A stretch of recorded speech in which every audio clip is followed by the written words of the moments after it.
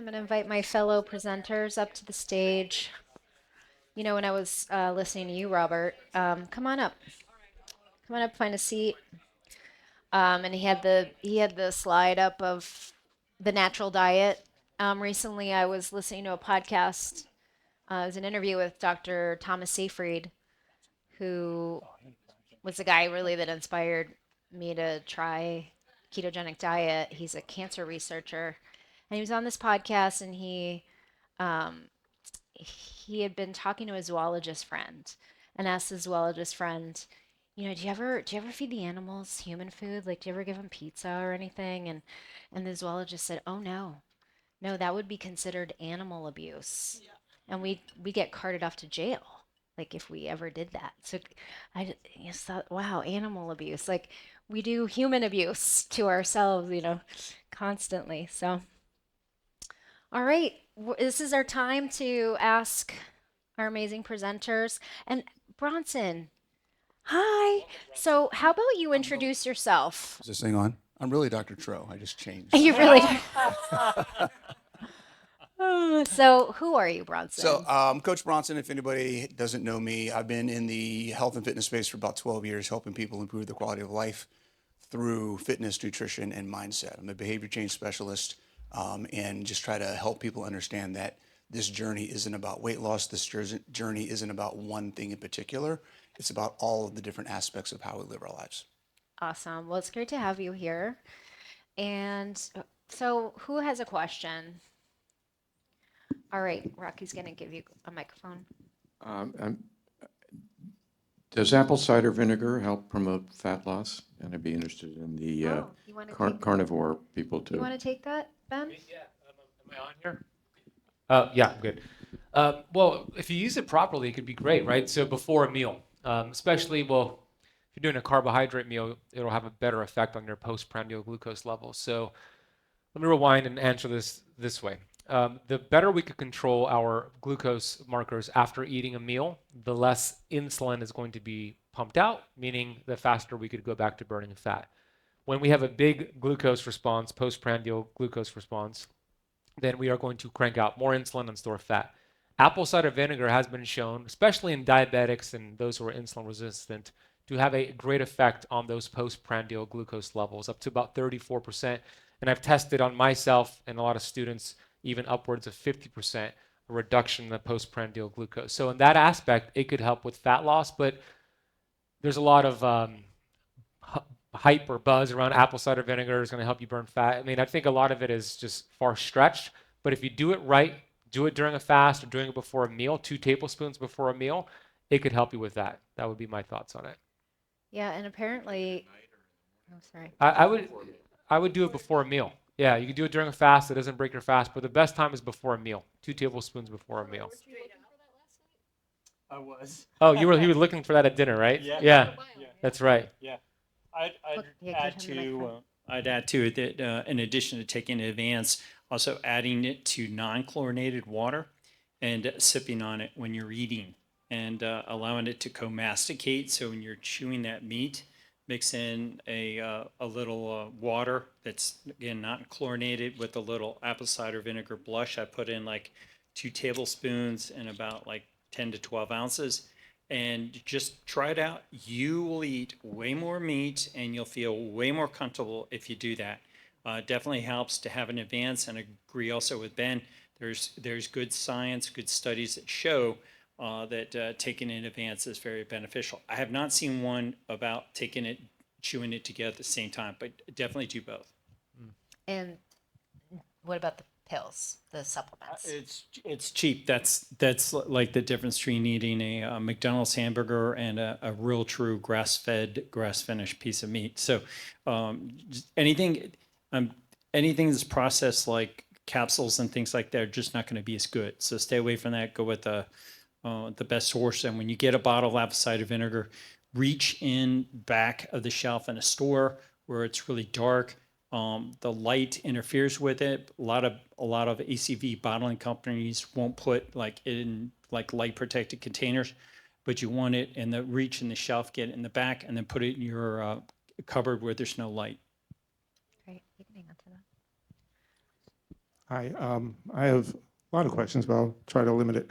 Um, Sean, you mentioned things about stool and erections, and I was wondering if anybody's had experience that in terms of body odor, because I remember years ago when I went on low carb keto, ever since then I use deodorant maybe once a week. And is there any science behind that, or? Just anecdotally, I've not seen any science. I'll pass the mic to anybody else, but anecdotally, taking care of thousands of people, they definitely improve their body odor. The microbiome changes as you eat a healthier microbiome, and nobody will tell you this, but everyone here in the room has hair around their anus.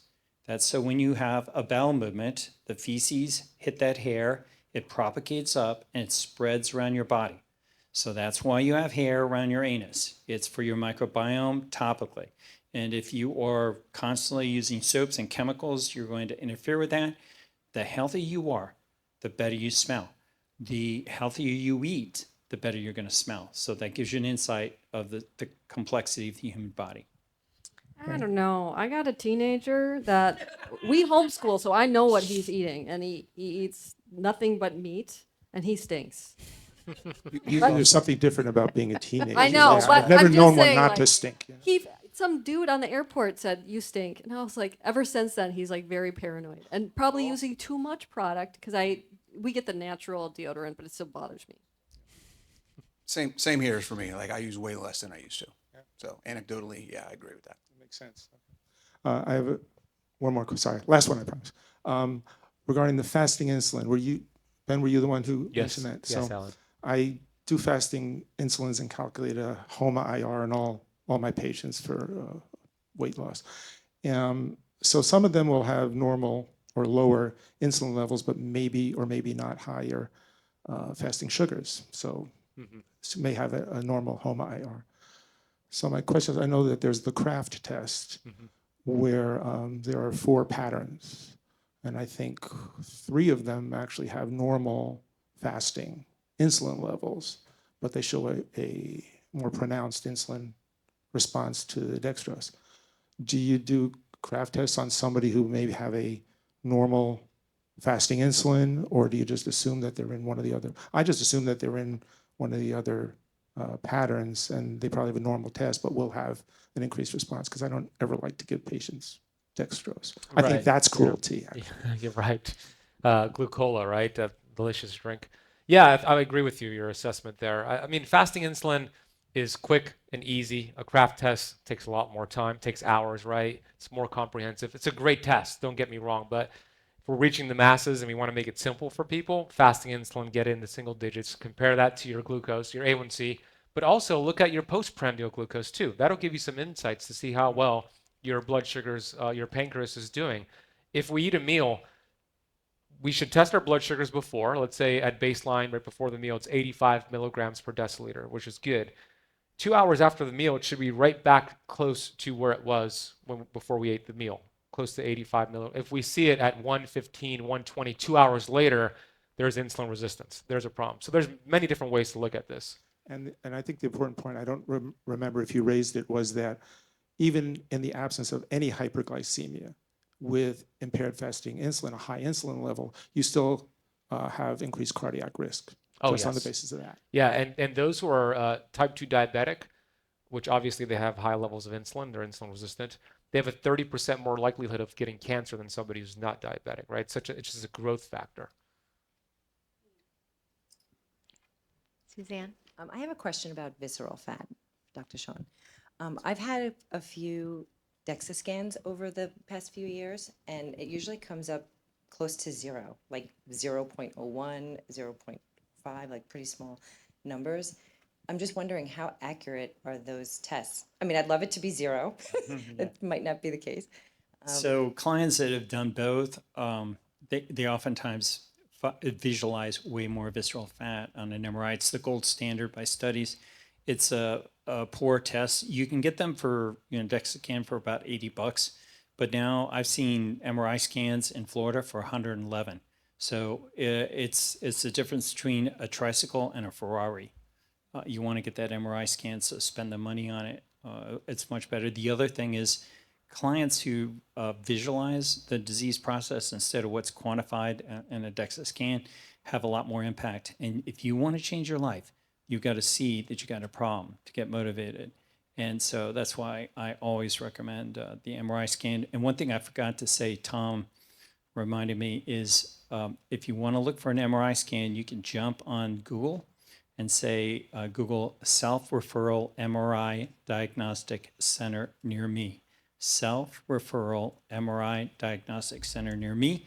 You can find centers that will permit you to get your own MRI center, pay or your own MRI scan, pay out of pocket cash.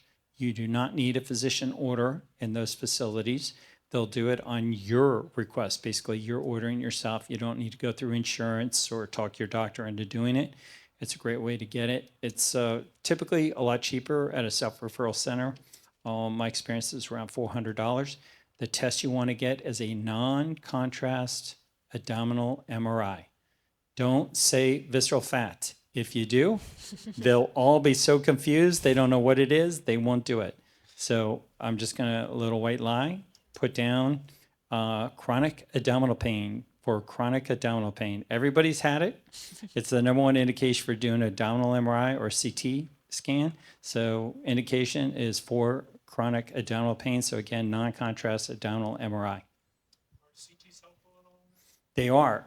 So you can read visceral fat in a CT. It's black instead of white, so and muscles are lighter. But by all means, physicians in the room, and if you've ever had, and I'm looking at the females, a lot of females will have had an abdominal CT. That's your study. You have a right to get it. Go to where it was, get it loaded onto a CD desk, or ask them to give you access through a physician portal, and you can get a look at it. And if you go to our website, if it's adequate imagery, we won't read it because we're not in the business of reading. We're not radiologists. We're in the business of optimizing humans. So if we think it's adequate, we'll work with you for 2 months.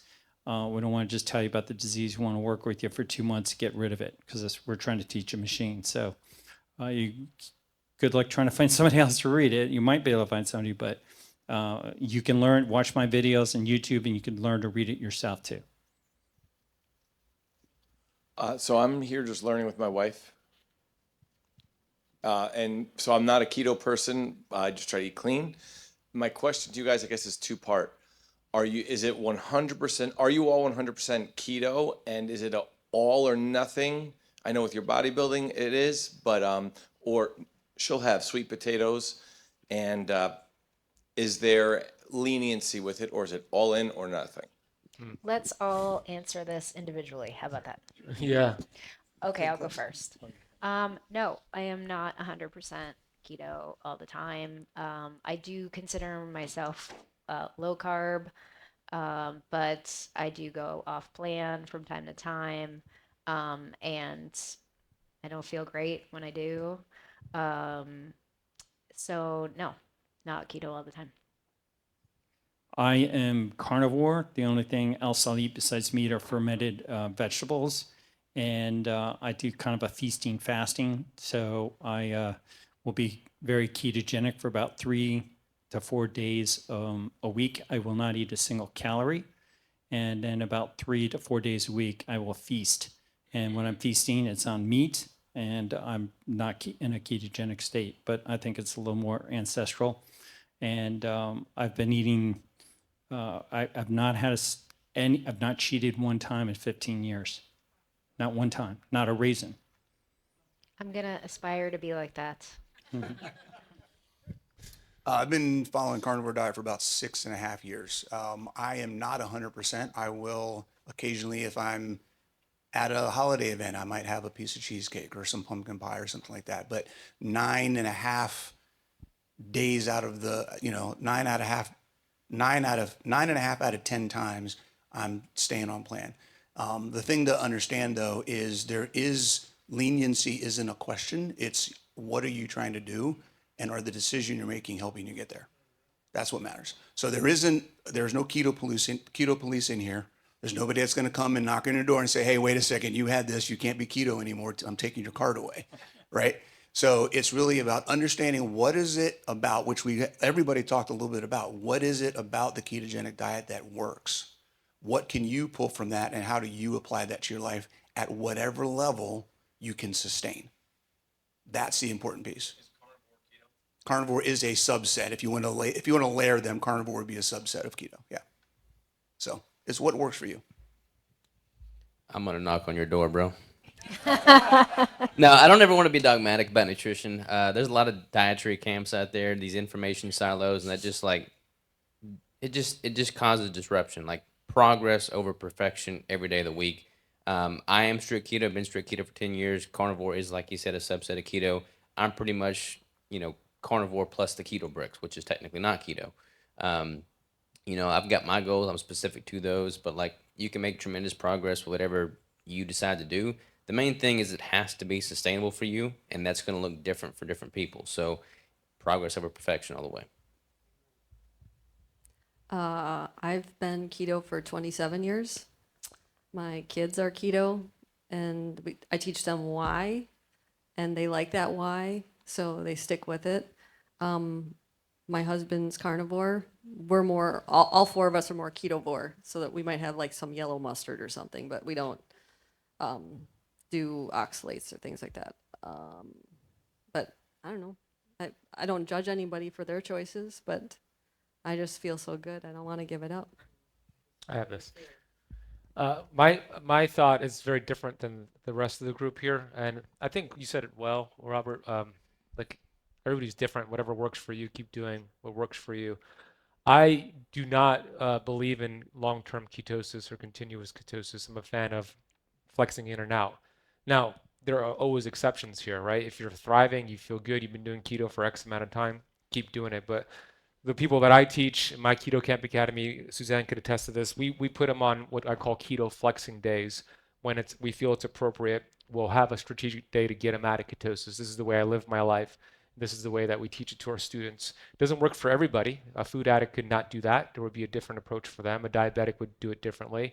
But to answer your question, for me, I'm probably in ketosis 90% of the time, and 10% I'm flexing out.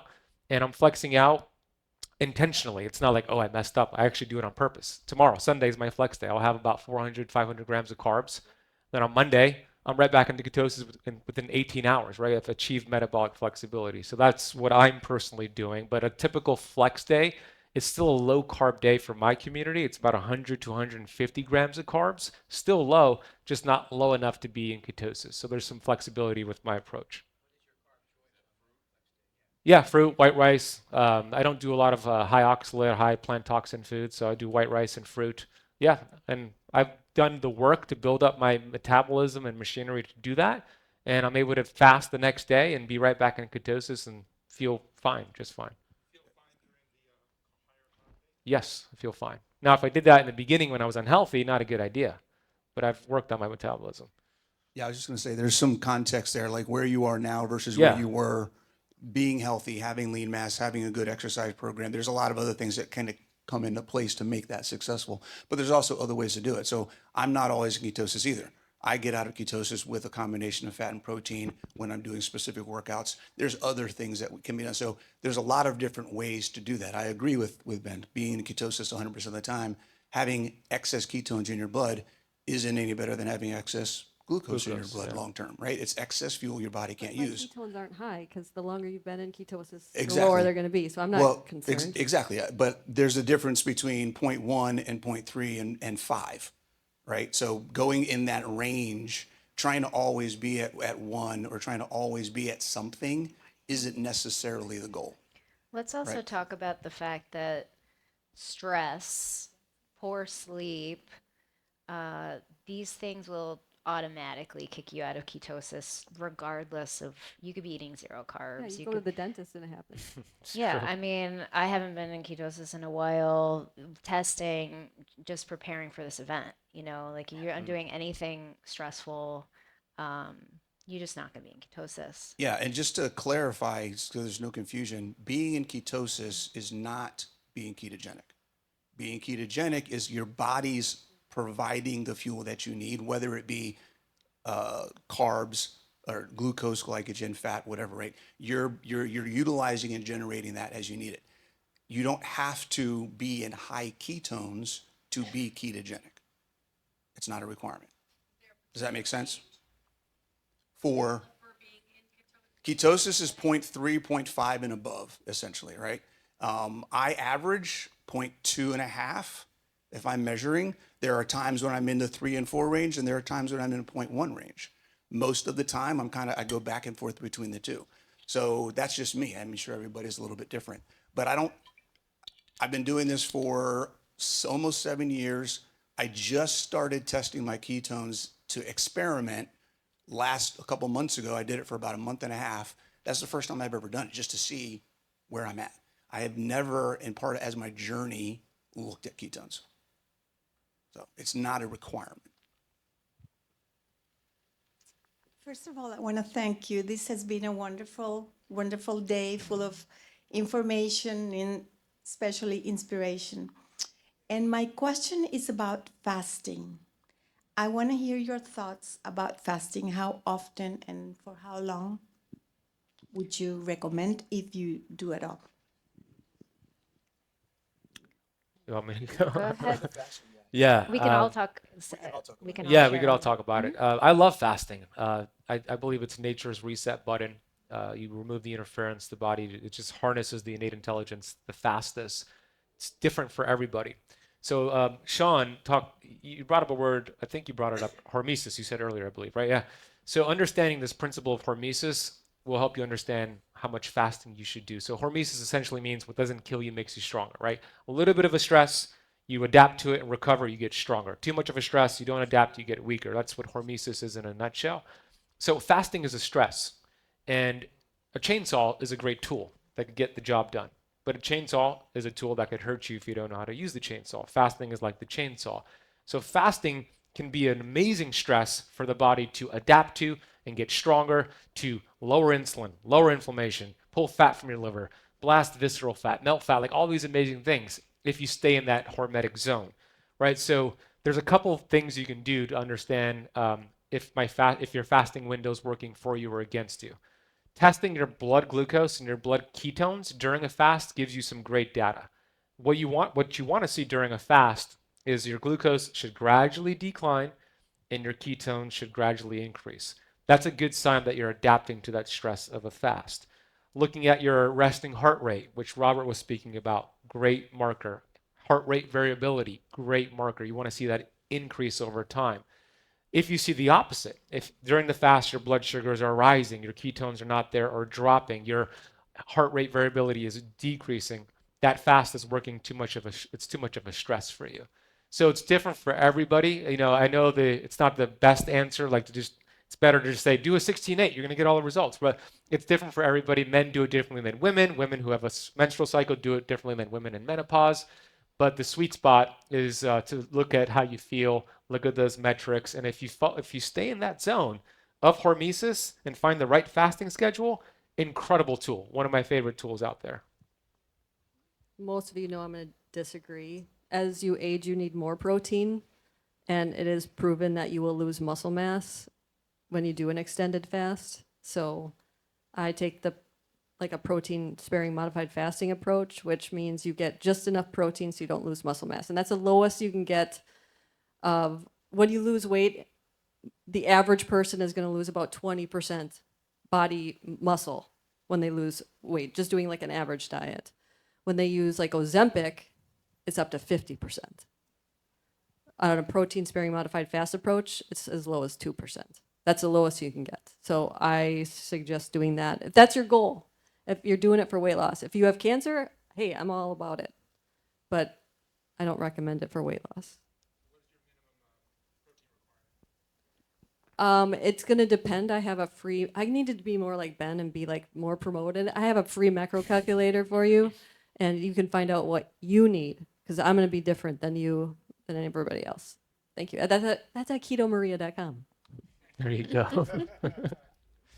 So a lot of people think of fasting, they think of cell apoptosis, programmed cell death, autophagy, all these buzzwords you're hearing. A lot of those are also accomplished in the context of a caloric deficit. I never recommend extended fasting for the primary goal being body fat loss, weight loss. I don't do it for that reason. I don't ever do a fast when I'm in a caloric deficit. So when I'm trying to target fat loss, that is a stressor on the body in and of itself. And to pair that with an also stressful thing, i.e., extended fasting, you're doing way more harm than good. I'll typically do my extended fast in the context of a caloric surplus.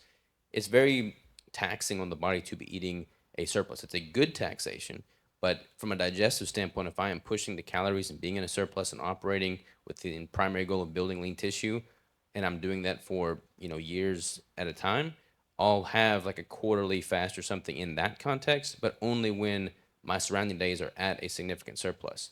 And I'll do it there to just give my digestive system a break. But doing an extended fast while also being in a caloric deficit is no bueno. Have you guys figured out that context matters? Right? We're all coming from different places. We all work with different people. We all have different solutions following the same concepts. We all use fasting or the idea of fasting in some aspect, but we do it differently. That doesn't mean any of us are wrong. That's why it can be confusing. So you have to really think about, what am I trying to do? Who do these people work with? What are they trying to do? How does that apply to where I'm trying to go? And then that's how you filter through the things that are going to work for you. Just because Rob said it doesn't mean that's the way to go. And just because he said something different than Maria doesn't mean that they don't like each other. Right? Okay, it's about context. So my context and the way that I look at fasting is a couple different things. One, I don't usually have people fast on purpose. I focus on what they're getting from a nutrition perspective, and 9 times out of 10, people end up eating in an intermittent fasting window on their own. If they're getting the nutrition that they want, their body will do it for them. That's what I see most of the time. Another thing about this is all of the benefits that we get from fasting come generally from just going keto. Keto is, and we've forgotten this term in the past few years, keto is a fasting mimicking diet. Okay? By going whole foods, by cutting out seed oils, by going animal-based, by getting your body to produce and utilize ketones, you're getting a lot of the same benefits as if you were fasting. If you look up ketosis anywhere, it's always in the context of starvation or carbohydrate restriction. The benefits, they're always listed together. Okay, so it's not about having to fast. Fasting is a tool that I have used many times. I've used fasting. I've used PSMF with my clients to get through a sticking point or to figure out something that's not working the way it normally would. But it's not the default, if that makes sense. Another thing that I'll add before I hand it over to Sean is exercise also provides all of the same benefits of fasting. Mitophagy, autophagy, mitochondrial density, mitochondrial performance, mitogenesis, all those different things. All of that stuff happens, as well as improving lean mass, improving hormone function, improving physical ability to perform and engage in your environment. So there's a lot of other ways to get the same benefits without fasting. So it's a tool, but use it appropriately. So I'm very bullish on fasting, and I do get my clients to gradually adopt intentional extended fasting, starting very slow, taking about 3 to 6 months if they don't have experience with fasting, to work themselves up to a 72 to 96 hour weekly fast. So it's definitely something that's intentional. Ancestrally, it was not. You couldn't avoid it. I suppose there were a few humans that might have been able to avoid it, but by and large, our ancestors' lives would have been feast and famine. We would have the only species that we hunted to extinction was large mammals like the woolly mammoth. We would have eaten a lot, and then we'd have gone a long time because it was difficult to hunt, and that would have been a fasted state. So in our experience, tracking our biomarkers, people look way better and start performing way better when they adopt a fasting. There's no particular set of numbers.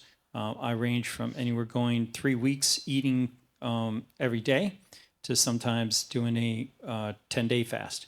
But I will generally, it's about three days a week that I'm doing that. 3 to 4 days a week, and then feasting, fasting. One interesting observation, it seems to really improve superficial subcutaneous fat and eliminate visceral fat, myosteatosis, muscle fat, and heart fat by doing the extended fasting. And we've noticed a much better benefit with muscle preservation and production. So the studies actually are not completely in agreement. There's benefit to protecting against sarcopenia through fasting. And I would say if you're going to fast, you exercise. When my clients, they do their most intensive exercise in a fasted state. So that tells your body to preserve muscle. And we basically, in the feasting state, what ancestors and animals do is they lie around, they relax. So it's procreation, relaxation, and recovery. And you go out hunting in a fasted state. So that's when you do your exercise, and we get the best results doing that. Oh, wait, I'm already mic'd. So if we're looking at it through a nutrigenomics lens, some of the gene SNPs I look at include the MTNR1B, which I mentioned in my talk, because I'm seeing a lot of better results with people who, if they're doing time-restricted eating, to finish eating earlier. So the previous wisdom was don't eat until noon or eat later. And there are studies showing that this early time restricted feeding is actually having way better results. I also look at the PPAR genes, and that those all pertain to fat oxidation and ketone production. Some people have a very, like Ben said, just it's so nuanced. They the hormesis, the stress is too great, and they actually need to supplement with L-carnitine, some kind of support to help shuttle those fatty acids into the mitochondria. So very nuanced, very goal-based. I had great results personally doing 36-hour fasts. It was kind of like all I could tolerate. But like Robert said, if you're doing that with a caloric deficit, like chronic under eating, like I was, it downregulated my thyroid. I was actually placed on thyroid medicine right before I started my reverse diet. And the minute I started eating more, yes, I gained weight, but I didn't have to take thyroid medicine anymore. It completely regulated, and I started to feel better. So Can I just add one more thing? yeah, If you're thinking about fasting, looking at the big picture of all the things that you have going on, there's some fundamental things you should make. Are you getting enough protein? Are you getting enough sleep? Are you getting exercise? There's a handful of other things that people tend to look at fasting as that, well, if I do this, everything will come together. There's some things that you should have in place first, and then the fasting is like okay, let's tweak it. It's not the base. Fasting is the add-on. It's not where you start in a lot of cases. all right, we have time for one more question. All right, two more questions. This one is for Robert. As probably the second oldest person in this room, like where I have given up, like building muscle, I wouldn't be able to follow a protocol like what you recommend and you do. I just, my age and the motivation and everything is not there. So is there any hope with people at my age level, 70s and up, that we could still build muscle? And I mean, is there hope that there can be any muscle to be built, This but is my in a more mother, by the way. gentle way or something? I don't know, because I'm leaving here going like, okay, Dr. Sean, I was hoping that you give me the magic pill to how my visceral fat was going to go away, but there's no way I could do anything that you do. So it's like, what A do lot I of do? stories, a lot of stories. Well, as Yeah, probably the fine. youngest person in this room, I will tell you without question that you can absolutely build lean tissue. I've got a guy in my membership group now. I think he's like 73 or 74, and he just started resistance training. He's already seen his shape transform, his strength markers improve. He's type 1 diabetic. All of his insulin and blood glucose markers have improved building muscle is just physiologically innate with our system. If we supply a stimulus to our body that warrants more lean tissue be built. And that could look different for everybody. For me, progressive overload is, deadlifting 500 pounds instead of 455 pounds. For you, that could be simply doing resistance bands with a 10-pound resistance band, whereas you weren't doing anything prior. So anything is better than nothing, and then progressively improving on that over time leads to muscle gain. And what's more is it preserves the lean tissue you already have. So people get older, they start losing lean tissue, they become catabolic, they become sarcopenic. If you can keep that muscle in demand, your body has a reason to preserve it. From a caloric standpoint, like a lot of people lose lean tissue when they dip into a caloric deficit because lean tissue is metabolically demanding. But if you keep that muscle in high demand, your body is going to fight to preserve it. Bonus points if you're able to build more, which you totally can. Yeah, I started working with my mom in the fitness realm at 60. Okay, she reversed osteoporosis. She put on lean mass. She's now 70, and her favorite thing to do is deadlift. Right? She loves it. It's amazing. And she's not deadlifting 800 pounds, right? She's, hey, I got 80 pounds today. That's great. That is more than the average person can do. And she looks forward to that time for herself. So just understanding that it's never too late. And it's not about doing anything that any of us are doing. Okay? What are the things in your life that you want to make better? Pick something that's physically challenging now and make it easy. That's all you got to do to get started. If it's hard to walk up and down the stairs, practice walking up and down the stairs until that becomes easy. If it's hard getting up and down off the floor, get up and down off the floor until it becomes easy. You're improving your metabolism, you're improving your health, and you're improving your quality of life from day one. Without getting hurt. Because that's what I do. I get hurt. I have my personal trainer and then I get hurt. So I'm out. Yeah. Just start small. It's 1% more. You don't have to go crazy with it. All right, last question. Hello. Hi, Kristina. First of all, I want to thank all of the panel members for being amazing. And Maria, despite the blender issues and the too hot butter, all of your treats were absolutely fan-frickin' fabulous. Okay. So my question is for Dr. Amara. Is the subcutaneous fat the same as this superficial subcutaneous fat that you're talking about? So it's separated into two compartments by that membrane. So you want the superficial subcutaneous fat, that's the beneficial one, and you do not want the deep subcutaneous fat. I forgot to make the point that the more visceral fat you have, the more muscle fat and deep subcutaneous fat you have. So they're like three, and heart fat. So they're like four bad guys. If you kill the one, you get, and liver too. So if you kill the one, all the other three go away. So either one. Get rid of your deep sub-Q fat, your visceral fat will go, your muscle fat will go, your heart fat will go.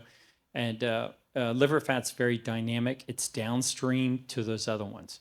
So you really want to, don't get an MRI scan to look at your liver. Get an MRI scan to look at your abdomen. You can see your muscles. You can see deep subcutaneous fat. You can see visceral fat. And if it's the upper abdomen, you'll see heart fat.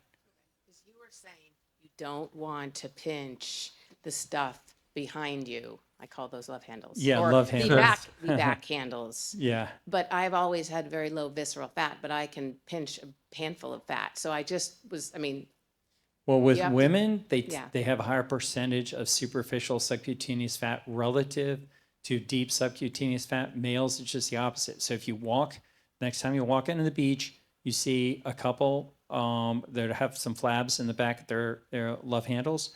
The male will look, if he's got it, will look a lot less attractive and more problematic, and the female less so, because superficial subcutaneous fat has a different look to it.